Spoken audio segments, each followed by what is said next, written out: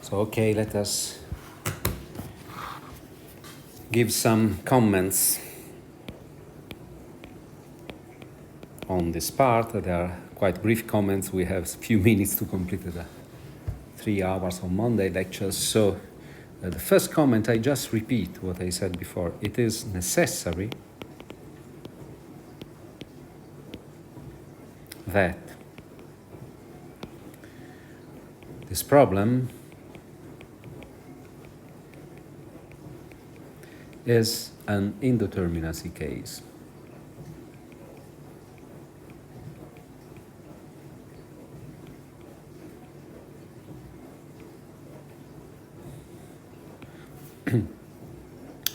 If not, in general,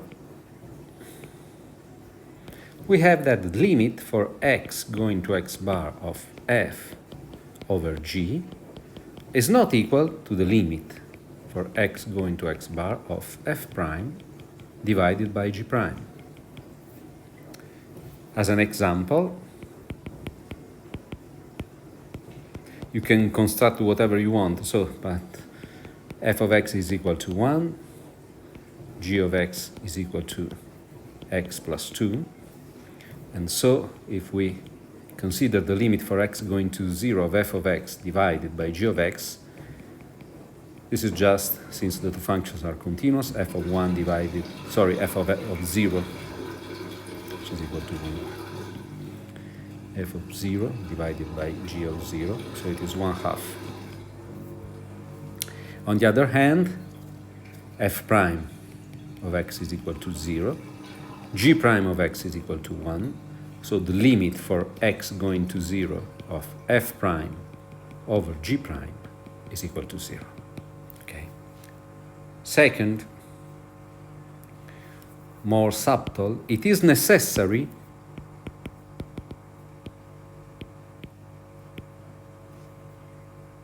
that the ratio between the derivatives exists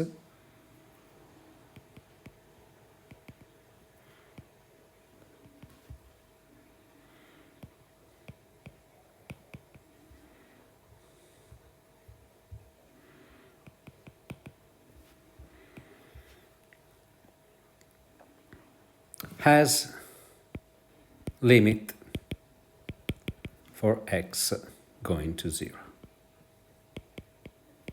As an example,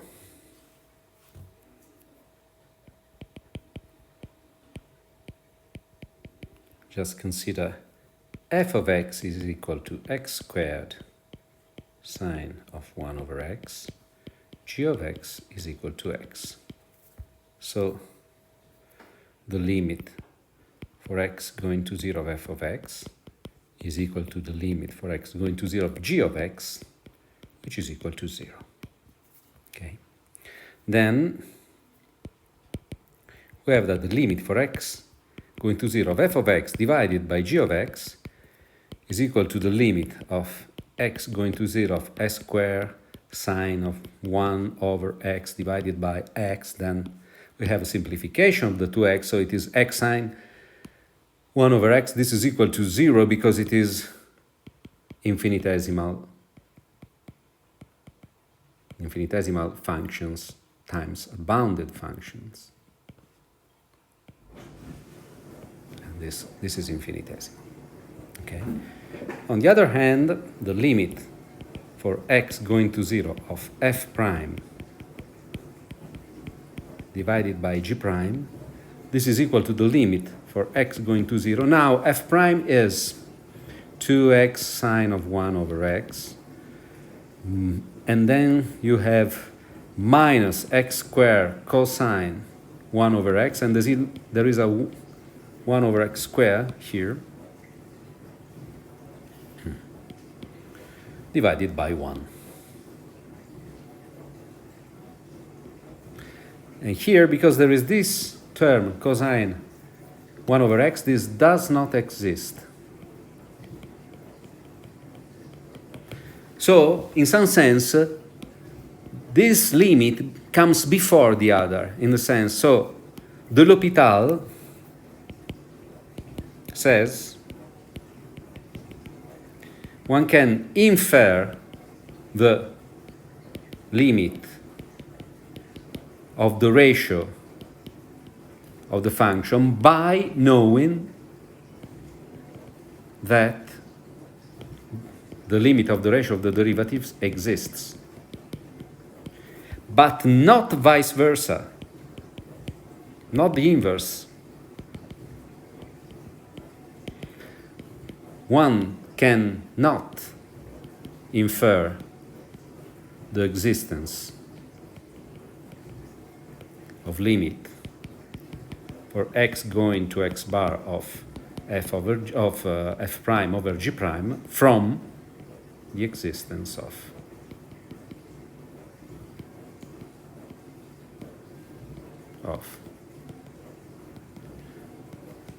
f of g.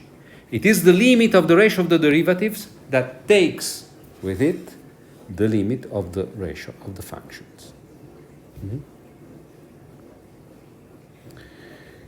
And so a related question is the following.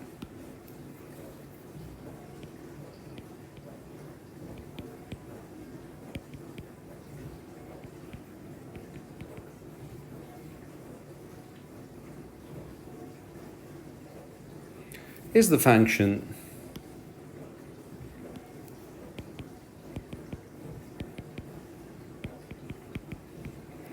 f of x equal to s square sine of 1 over x differentiable, sorry, this is for x different from 0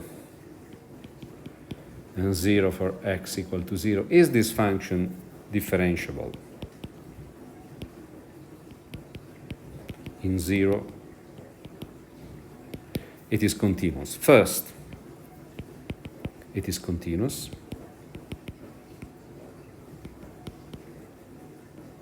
Second, for x different from 0, we have that f prime of x is 2x sine 1 over x minus cosine of 1 over x. This has no limit for x going to 0. But, however, third, by the ratio of the, by the limit of incremental ratio,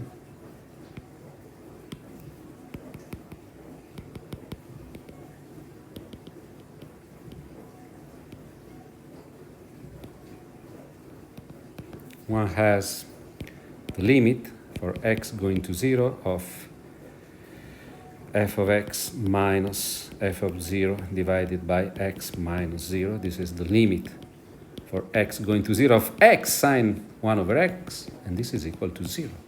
So the function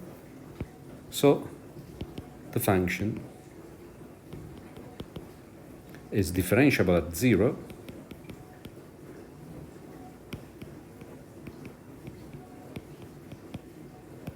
but the limit for x going to 0 of f prime of x is not f prime of 0. Okay, so f prime is not continuous at 0.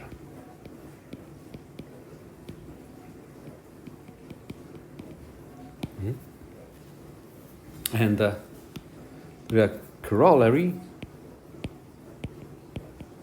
sometimes called fill the gap. Corollary of the L'Hopital is the following, very important. I like to ask this very stupid corollary at the exam. So f from AB to R is continuous on AB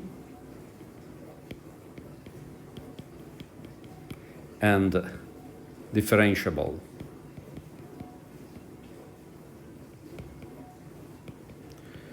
on the set AB minus a certain x bar. Moreover, the limit for x going to x bar of f prime of x bar of prime of x is equal to L, then f is differentiable at x bar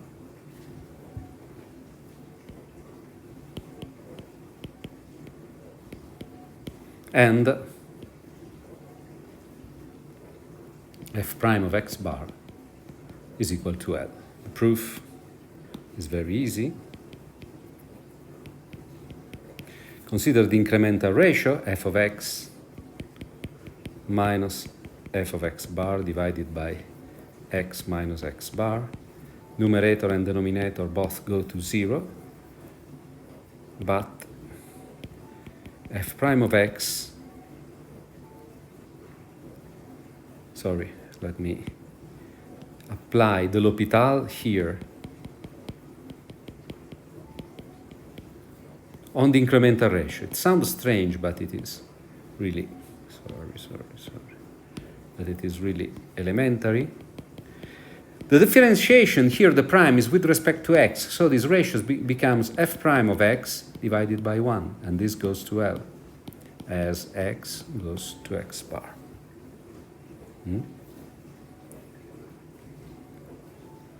Then, by the L'Hopital,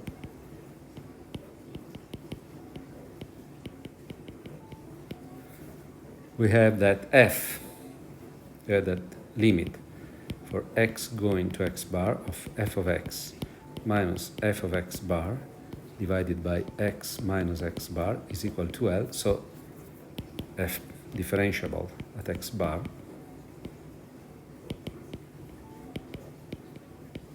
and f prime of x bar is equal to L. Okay? This does not contradict. So previous example, so the comment here, the previous example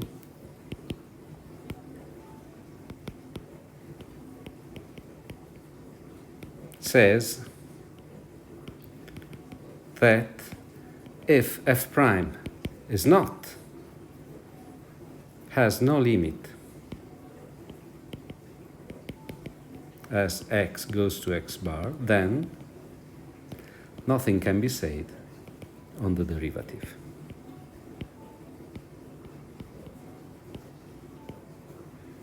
And the very last thing I want to tell you now is the exercise. Following exercise. Establish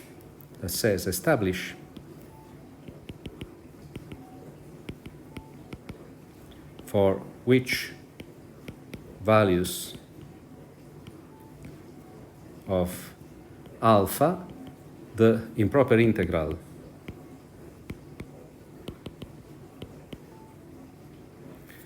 from 0 to infinity of pi over 2 minus arctangent of x to the alpha is convergent.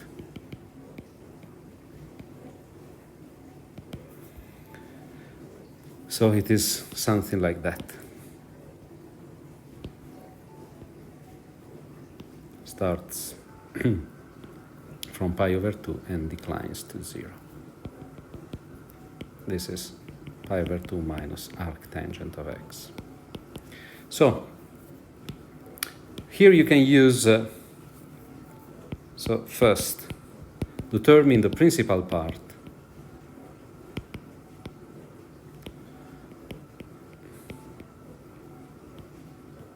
of pi over 2 minus arctangent of x with respect to the sample phi of x is equal to 1 over x. So this means consider phi over 2 minus arctangent of x divided by 1 over x to the power beta. And you want, so for which beta this limit is finite and non-vanishing,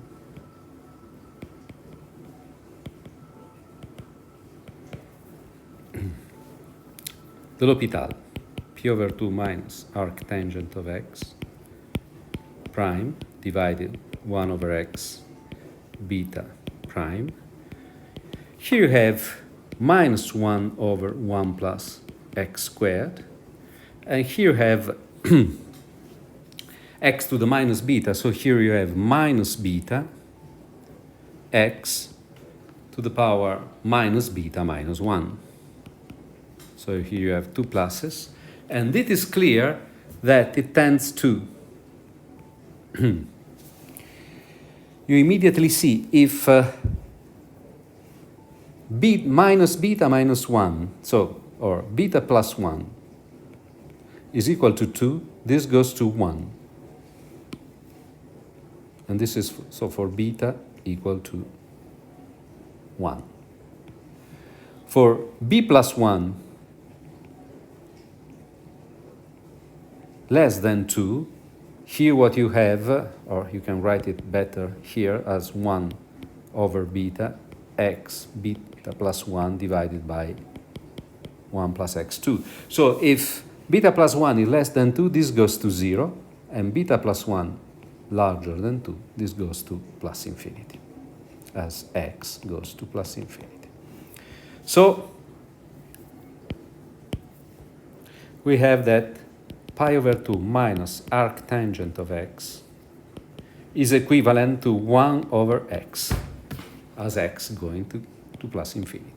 So without the L'Hopital, it is very difficult, because here you have to pass from arctangent to something polynomial, and it is very difficult to compare them directly. So you need the L'Hopital. And finally, we end up by saying that for alpha, so for alpha larger than 1, the improper integral is convergent.